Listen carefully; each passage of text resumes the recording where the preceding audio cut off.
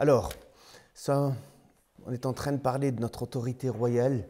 Il y a encore des petites choses à ajouter par rapport à l'autorité. Quelque chose de très particulier, je me suis rendu compte que dans notre relation avec Dieu, dans notre communion avec Dieu, plus on grandissait dans cette communion avec lui, et plus il nous donnait de l'autorité aussi sur nos propres sentiments.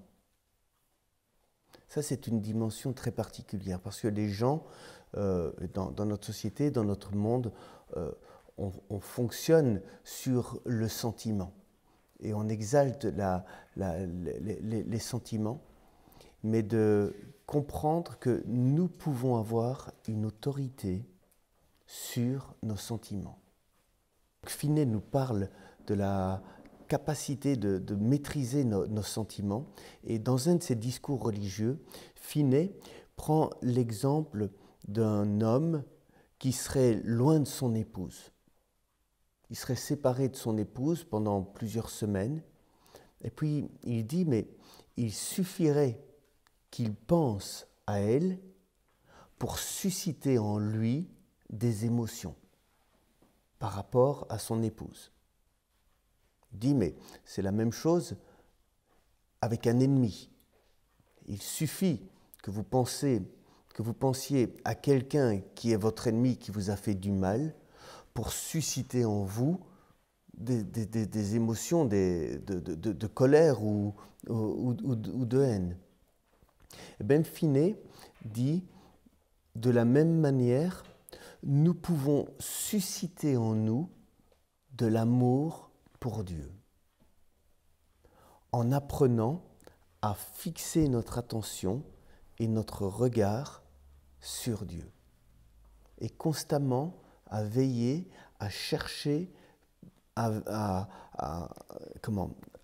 ce que nos pensées, notre regard aillent vers le Seigneur.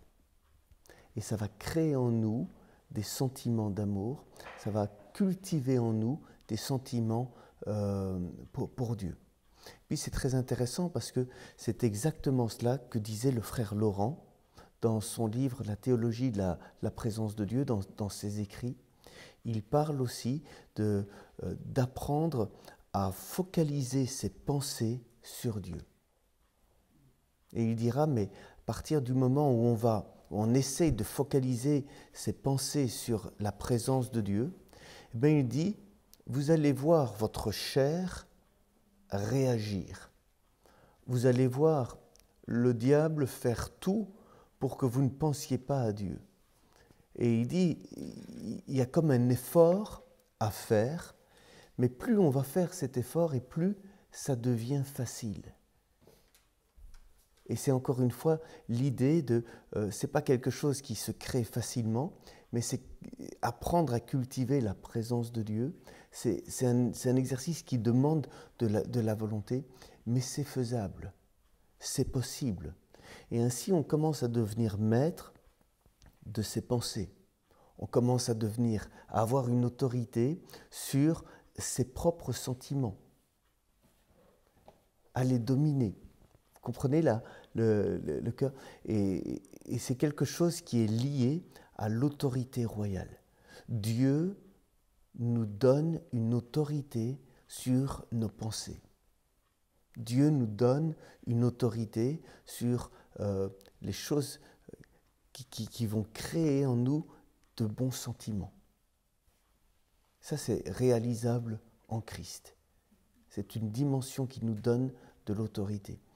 Parfois, on voit des gens qui sont perturbés parce qu'ils ont des pensées mauvaises, parce qu'ils ont des choses qui ne vont pas dans leur vie, mais Dieu nous donne une autorité sur ces pensées.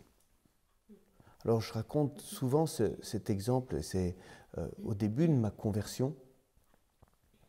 Je me rappelle, j'étais très embêté parce qu'il suffisait que je rentre dans l'église pour être assailli d'images pornographiques. Alors c'est dérangeant, vous en conviendrez bien.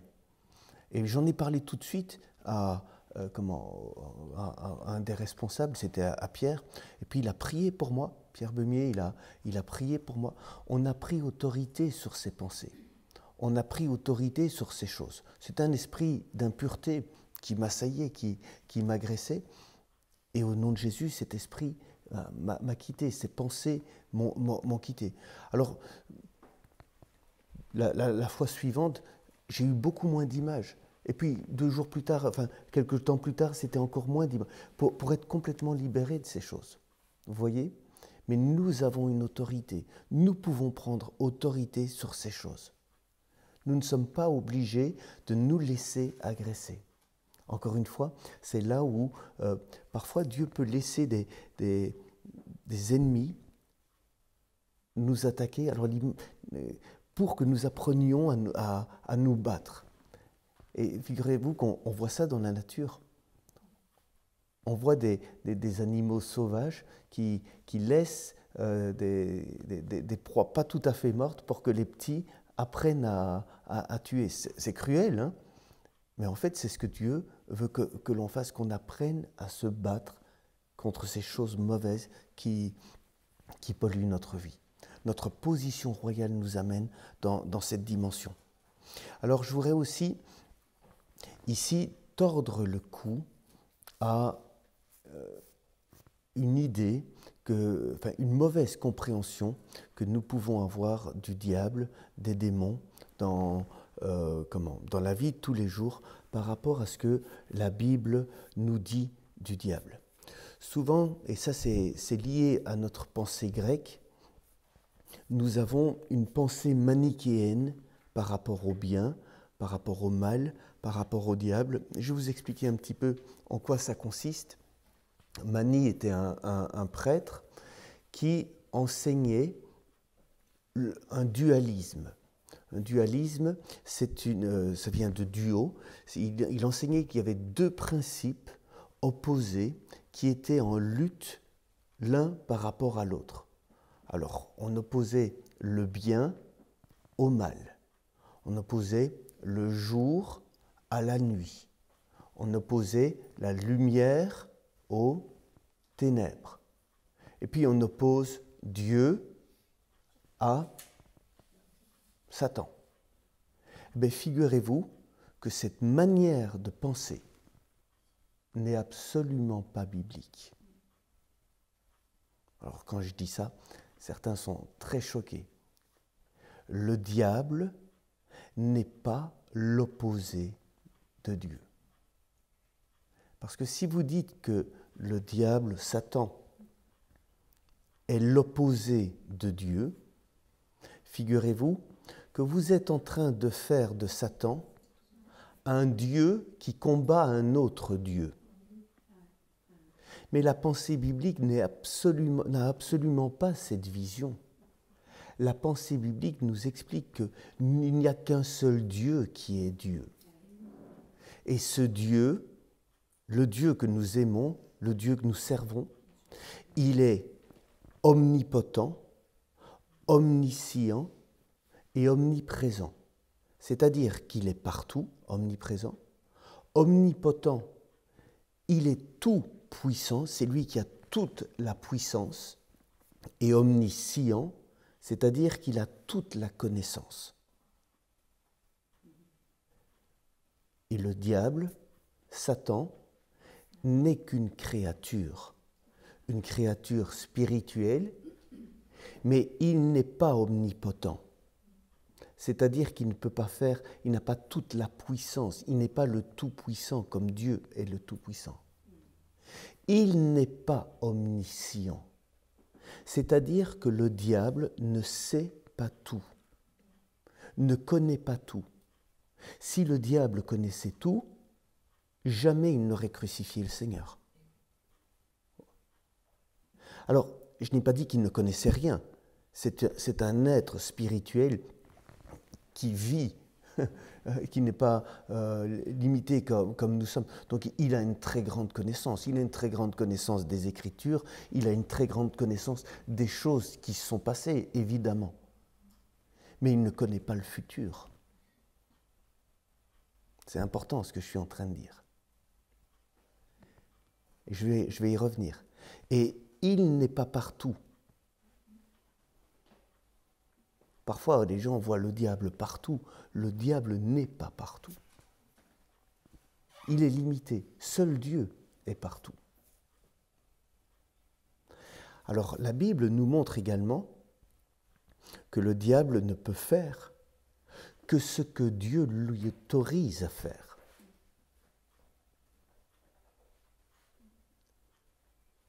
Le diable ne peut pas faire tout ce qu'il veut. Alors, je vais utiliser une expression un peu particulière, mais je dirais à la limite, le diable est un serviteur de Dieu. Dans le sens où Dieu va se servir de sa méchanceté pour faire concourir les choses pour son royaume. Vous voyez, Dieu contrôle absolument tout. Alors, je vous ramène au livre de Job. Le livre de Job est très clair à ce sujet-là. Le Satan est obligé d'aller près de Dieu, et puis il y a même des discours, c'est très étrange, mais il y a un discours entre Dieu, le diable, ou parfois c'est un démon qui dit « Oh, ben je vais aller là, un esprit de mensonge » ou tout ça. C'est des passages qui sont très particuliers dans la Bible. Si vous êtes dans une pensée manichéenne, on ne comprend plus rien. Vous voyez ? On ne comprend pas comment le diable pourrait venir dans la présence de Dieu, ici et là. Mais quand on réalise que dans ce monde spirituel, il n'y a que Dieu qui est Dieu, et puis que le diable est très limité. Bien sûr, il est l'ennemi de Dieu. Et bien sûr, il est l'ennemi de nos âmes. Mais il faut lui rendre la place qu'il a, ni trop peu. Il faut savoir qu'il est très limité. Alors je vous disais que le diable ne connaît pas tout. Alors vous pourriez me dire, oui, mais dans des pratiques occultes, on essaye de connaître l'avenir et des choses comme ça. Je vous dirais que ce sont des choses qui sont liées toujours à la pensée grecque et à la notion du temps qui est cyclique.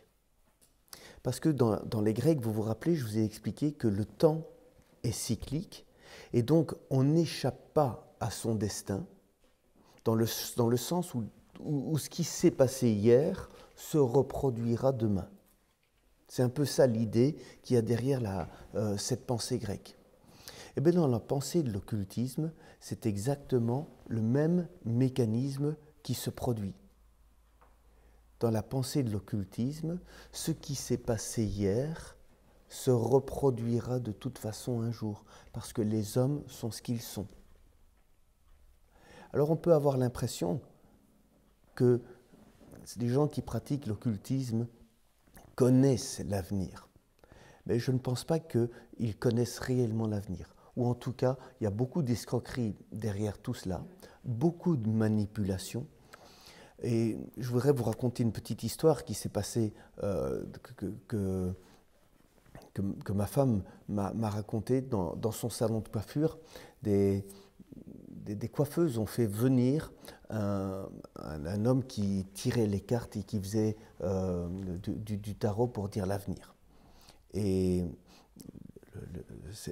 cet astrologue, enfin, je ne sais pas comment on peut dire ça, cet astrologue a déclaré sur une jeune fille qu'elle allait rencontrer un jeune homme qui serait blond, qui viendrait de la région de Mons, et puis qu'elle allait en tomber amoureuse et qu'il allait avoir un enfant avec elle. Et cette jeune fille, la première chose qu'elle a faite en rentrant chez elle, c'est qu'elle est allée sur Internet, elle s'est inscrite sur un site de rencontre, et figurez-vous qu'elle a cherché le profil qui correspondait à ce que la personne lui avait dit. Et puis effectivement, elle a rencontré un jeune garçon qui était blond, qui venait de la région de Mons. Et il l'a mise enceinte et il l'a fait avorter. Est-ce que ça veut dire que le diable connaissait l'avenir? Ou est-ce que le diable lui a préparé un avenir? Vous voyez la différence? Je crois que le diable, il a en réserve un avenir pour nous, mais que Dieu a un autre avenir pour nous. Et c'est là où il faut se brancher à la bonne source. Dieu dit qu'il a un avenir et une espérance pour nous. Il a prévu des plans pour nous. Alors la question, est-ce que ces plans vont se réaliser? Ben, on voit que pour Israël, ça n'a pas été le cas. La pensée de Dieu pour Israël était qu'il domine, figurez-vous, sur un territoire absolument immense. Vous savez qu'Israël n'a jamais réussi à rentrer pleinement dans son héritage. Jamais Israël n'a pu rentrer dans la plénitude de la terre promise. Alors qu'est-ce que je veux dire par là? C'est qu'en tant que chrétien, on peut vivre la même chose. L'Église peut rater le coche et ne pas rentrer dans la plénitude de son appel parce qu'elle n'est pas branchée à 100% sur le Seigneur. En tant que chrétien, dans ma vie, je peux rater le coche dans certaines choses. Et c'est là où il faut casser, je vous l'ai déjà dit, mais il faut casser cette notion de destin et de comprendre que les choses ne sont pas fixées d'avance. C'est pour ça qu'il nous est dit dans certains passages de ne pas gaspiller le temps, de ne pas perdre son temps. Vous savez qu'en tant que chrétien, nous n'avons pas le droit de perdre le temps. Le temps est précieux, notre vie est courte. Et bien au contraire, c'est pour cela qu'on voit qu'il est écrit que nous pouvons racheter le temps. C'est un peu comme s'il y avait des choses qui étaient marquées dans l'histoire de l'humanité, et puis c'est un peu comme un accordéon. Et c'est notre obéissance ou notre désobéissance qui vont faire que les choses vont se passer ou ne pas se passer. Et par rapport à la venue du Seigneur, on se rend compte du pouvoir que nous pouvons avoir pour hâter le retour du Christ. Si les choses étaient fixées, vous comprenez ce que je veux dire? Mais fixées d'une manière intangible, comment est-ce qu'on pourrait hâter le retour du Christ? Non, non. Si l'Église est et fait ce à quoi elle est appelée, alors les choses peuvent se précipiter. Nous avons un grand pouvoir. Nos prières ont un grand pouvoir. Ça, c'est la deuxième partie de notre identité. Je vous ai parlé de notre royauté, de l'autorité que nous avons dans notre position royale. Et ici, je suis en train d'aborder la deuxième partie, de vous faire rentrer dans cette nouvelle dimension qui est la prêtrise. En fait, si nous prenons Apocalypse 5, les versets, au verset 8, vous savez, je vous avais expliqué que quand l'apôtre Jean, on lui dit « monte ici », il va assister à des scènes absolument terrifiantes. Et puis, dans un des cantiques, et dans un des passages, il nous est dit qu'il voit des êtres vivants et 24 vieillards qui se prosternent devant l'agneau, tenant chacun une harpe et des coupes d'or, remplies de parfums qui sont les prières des saints. Et la première chose que je voudrais vous dire, c'est que nos prières sont précieuses devant Dieu. Nos prières sont vraiment précieuses devant Dieu. Elles sont dans des coupes d'or et elles ont une influence. Et il chantait un cantique nouveau, disant « Tu es digne de prendre le livre et d'en ouvrir les sceaux, car tu as été immolé, tu as racheté pour Dieu par ton sang des hommes de toute tribu, de toute langue, de tout peuple, de toute nation. Tu as fait d'eux un royaume et des sacrificateurs pour notre Dieu, et ils régneront sur la terre. » Donc, nous sommes des rois, nous sommes des sacrificateurs appelés à régner au ciel. Non, sur la terre. Et il est écrit aussi, la terre soupire après la révélation des fils de Dieu. C'est-à-dire nous.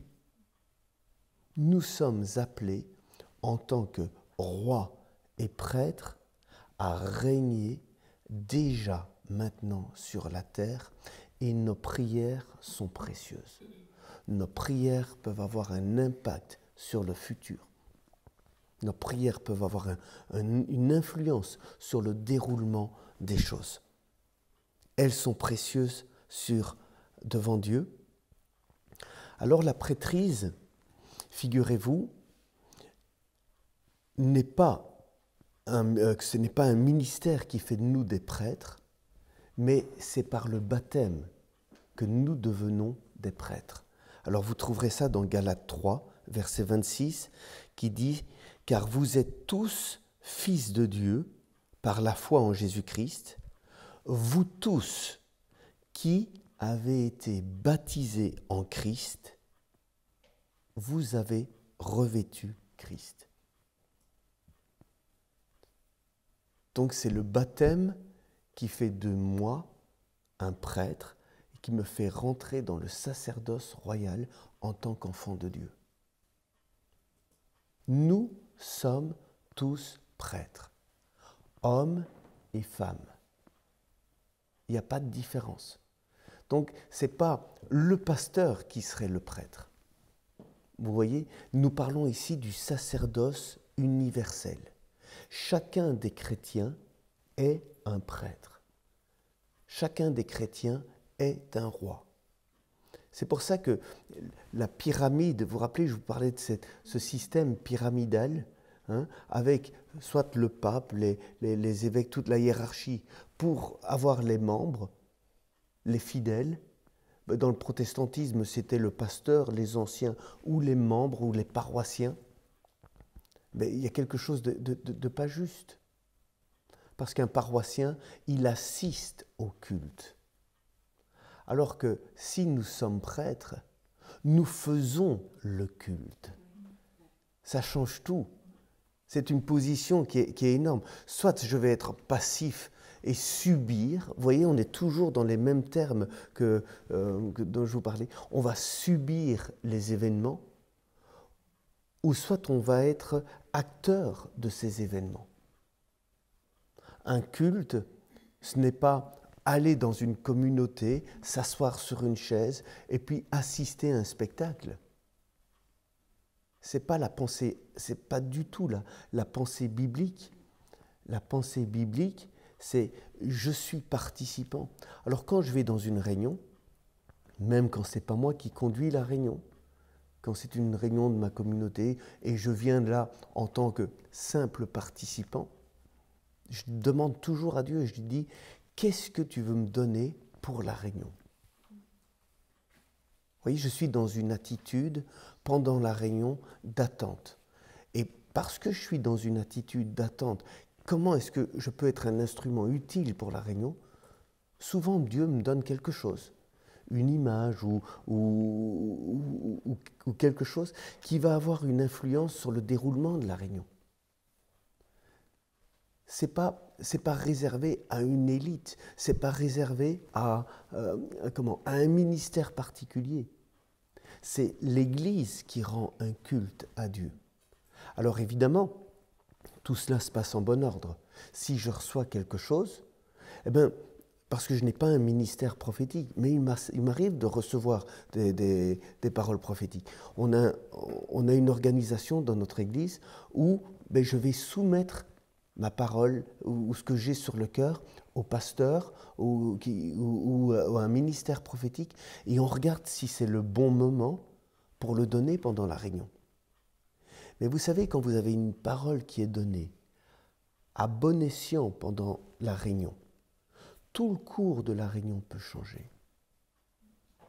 Moi, j'ai assisté à des réunions où c'est la faim et la soif des gens qui changeaient le cours de la réunion. Même une prédication peut être changée. Parce que votre soif, votre besoin d'avoir une réponse dans quelque chose peut inspirer à ce moment-là le prédicateur. S'il est suffisamment sensible à la voix de l'esprit, il va se mettre à prêcher quelque chose qu'il n'avait pas prévu. Et puis il vous le dira, il dira « mais je n'ai pas prévu de dire ça », mais c'est parce que c'est quelque chose qui est en train de répondre à quelque chose de particulier. En fait, le secret de tout ce que je suis en train de vous parler, c'est le sacerdoce universel des croyants. Nous sommes tous prêtres, nous sommes tous rois. Alors, la question maintenant, elle est de savoir, mais qu'est-ce que fait un prêtre? Quel est le rôle du prêtre? Alors, on n'aura pas le temps d'aller très loin ici, mais je vous dirais que dans l'Ancien Testament, le prêtre offrait des sacrifices. Il sacrifiait des agneaux, il sacrifiait des animaux. C'était son rôle. Il faisait d'autres choses, mais c'était un de ses rôles. Ben, figurez-vous que dans le Nouveau Testament, on n'offre plus de sacrifices parce que le sacrifice parfait a été effectué à la croix. C'est Jésus qui est le sacrifice, qui est l'agneau qui ôte le péché du monde, qui a été sacrifié à la croix pour nous. Mais dans le Nouveau Testament, le prêtre, c'est-à-dire chacun d'entre nous, s'offre lui-même en sacrifice. Il nous est dit, offrez-vous vous-même en sacrifice vivant, ce qui sera un culte agréable ou raisonnable. En fait, le mot grec qui est utilisé, c'est un culte logique. Vous voyez, en tant que prêtre, je m'offre moi-même à Dieu. C'est intéressant de voir cette dimension. Il y a toujours la notion de sacrifice, mais c'est moi qui monte sur l'autel. Je ne vous mets pas vous sur l'autel. C'est moi qui dois monter sur l'autel. Vous voyez, c'est un sacrifice volontaire. Mais si je suis dans une réunion et je reste assis d'une manière passive, comment est-ce que je peux m'offrir? Dites-moi. Je vais là et j'écoute, et puis je chante, je fais ce qu'on m'a dit, et puis c'est tout. Ça pose un problème. Je dois m'offrir à Dieu. Je me donne à Dieu. C'est ça qu'il est écrit. Romains 12, versets 1 et 2. Le deuxième sacrifice, on arrêtera là pour aujourd'hui, c'est le sacrifice de nos louanges. C'est un sacrifice d'adoration. Il y a des versets dans la parole qui parlent d'offrir un sacrifice de louange. Et je vous rappelle la manière dont j'ai commencé ce séminaire en vous disant que notre louange et notre adoration, elles ont une efficacité extraordinaire dans le monde spirituel. Je me suis donné au Seigneur parce qu'à côté de l'endroit où je me trouvais, des gens étaient en train d'adorer. En adorant Dieu, ils ont fait venir la présence de Dieu. Et cette présence, elle m'a éclaboussé, elle a débordé beaucoup plus loin que ce que l'on peut imaginer. Quand vous êtes dans une communauté et que vous vous donnez à Dieu, vous adorez Dieu de tout votre cœur, de toute votre âme, de toute votre force, les choses vont au-delà de tout ce que l'on peut penser et imaginer. La bénédiction n'est pas simplement pour nous qui adorons Dieu et qui sommes en communion avec lui, mais l'effet, il est absolument extraordinaire. C'est ça qui fait partie de la prêtrise. On ira un peu plus loin dans une prochaine émission. Que Dieu vous bénisse.